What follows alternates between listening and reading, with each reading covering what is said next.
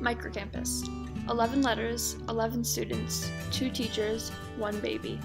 Heading off 2,000 kilometers away from their home to Xizhou, a small village in Yunnan. Most of us are completely different, but we all came here to learn and experience life outside the bubble of Shanghai for a month.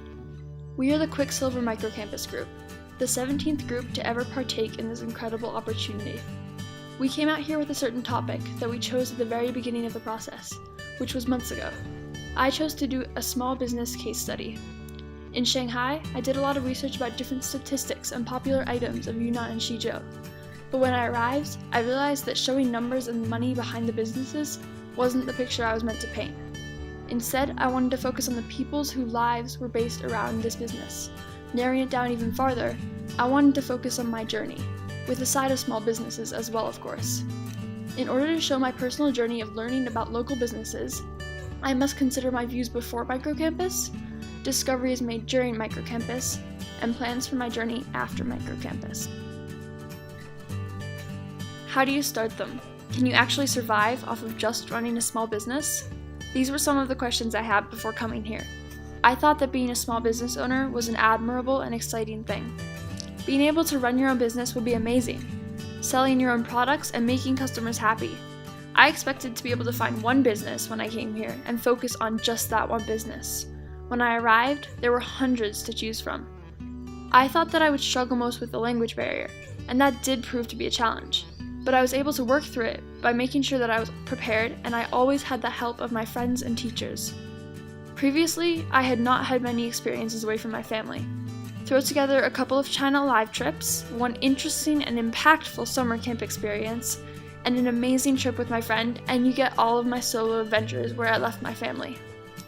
1 month away from home seemed like a whole lot of time, but with the support of my friends and family, I knew that I was making the right decision, and I would definitely not regret this. For Microcampus, we had to do a bit of work in the summer to prepare for our time in the village. This was all essential so that we could make the most of our time here.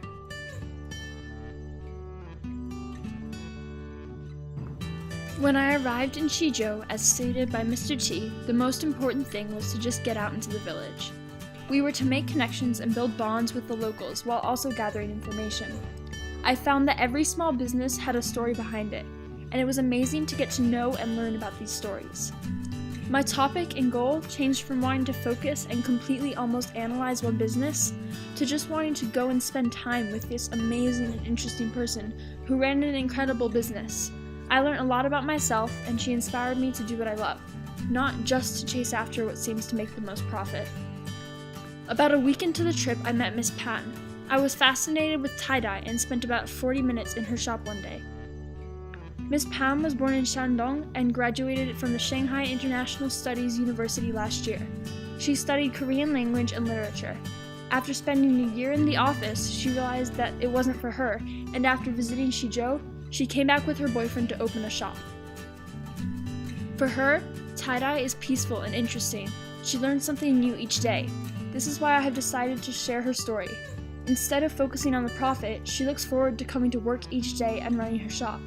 During one weekend, I took 5 other students in my group to her shop, and we all had the chance to create our own tie-dye pieces. When I come back to Shanghai, I'm glad that I will have these pieces that I have created with her help to remember her by.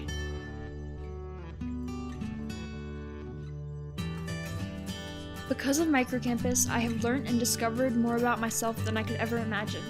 Microcampus has taught me how to think and act on decisions that won't just affect me, but everyone around me as well. I am now more deliberate, practical, and focused when it comes to my work and to everyday life. One skill that has helped me the most is unitasking. I get things done in 30 minutes, when at home, with all these other distractions, it would have taken me at least an hour and probably more. Focusing on one thing at a time is extremely efficient and beneficial. I am more empowered to act on dreams and ideas that I've had for a long time, and now I am sure that I'll put these into action, hopefully within the next year. Microcampus came far too quickly to ever imagine.